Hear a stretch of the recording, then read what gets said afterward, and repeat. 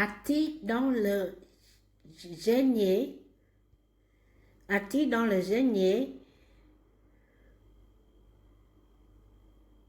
je m'appelle Ati Makrouté et je suis spécial.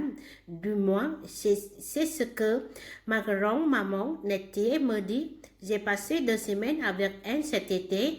Je ne voulais pas y aller, mais par le temps que je suis revenue, j'étais contente d'y être allée.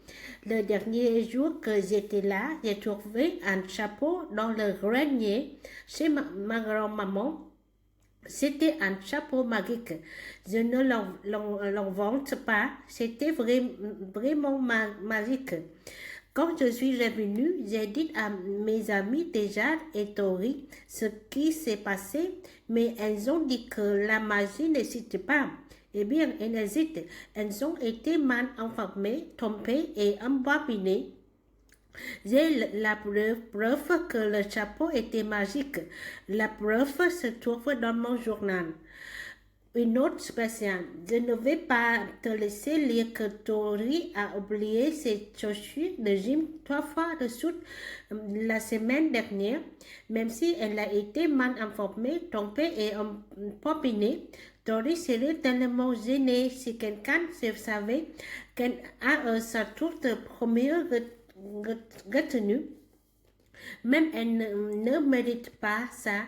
Journal jour 14. Tori, Tessa et moi, nous avions planifié tout notre été, mais maman, qui n'a probablement jamais eu de vacances d'été, m'a dit ce soir que je devrais aller chez grand-maman Nettie pendant 2 semaines. 2 semaines, ça pourrait aussi bien être 2 ans.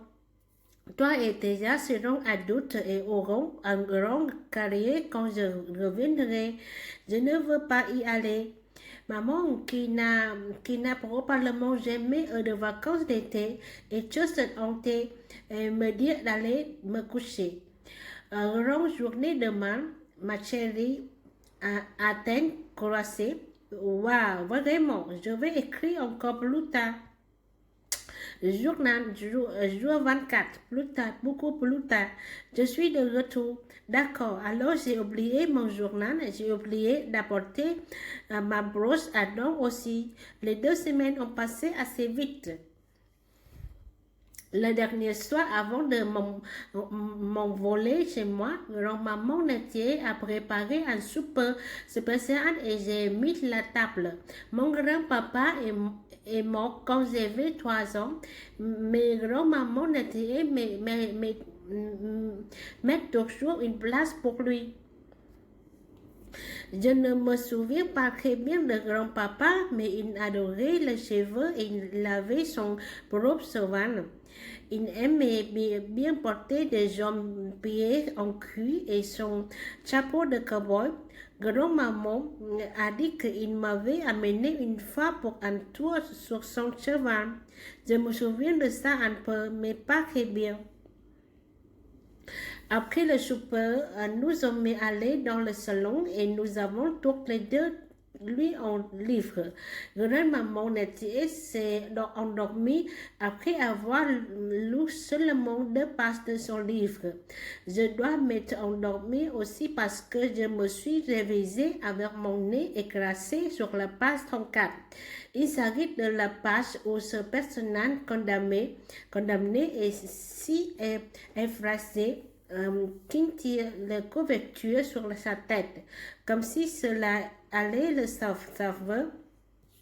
Grand-maman était profondément endormie dans sa chaise, alors j'ai commencé à rôder partout. Grand-maman à peine cela fait de sortie, moi à peine cela rôdait partout. Ça c'était quand je suis montée dans le grenier.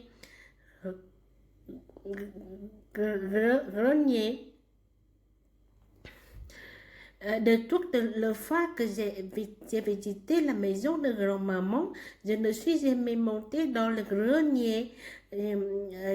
J'imagine que je pensais que la porte était seulement une grande robe. J'ai monté l'escalier, c'était vraiment effrayant, comme le livre que je lisais, mais je n'avais pas peur, pas du tout. Le grenier était vide, sauf pour enlever le chapeau de cowboy tacheté pour la sueur qui était en plein milieu du plancher. Je ne sais pas pourquoi je l'ai fait, mais je me suis mis le chapeau sur la tête. Voici maintenant ce qui est difficile à croire, mais soudainement je n'étais plus dans le grenier, j'étais debout au milieu d'un pré plein d'herbes. J'ai entendu des frappements de sabots d'un cheval et je me suis retourné. Un homme à cheval est arrivé avec un foulard rouge attaché autour de son cou. Ses cheveux voulaient pas en arrière et il avait un grand sourire au visage. Le cheval était tellement beau, il était de la couleur et sa crinière et sa queue l'étaient aussi. Il courait la tête haute et sa queue claquait dans le ventre. L'homme aussi sur son cheval est venu directement vers moi, puis s'est arrêté rapidement. Le cheval a piétiné comme s'il voulait encore courir. L'homme m'a regardé et comme si c'était possible. Son sourire paraissait briller encore plus. Bonjour, a-t-il dit. Tu dois être attite, tu as vraiment grandi.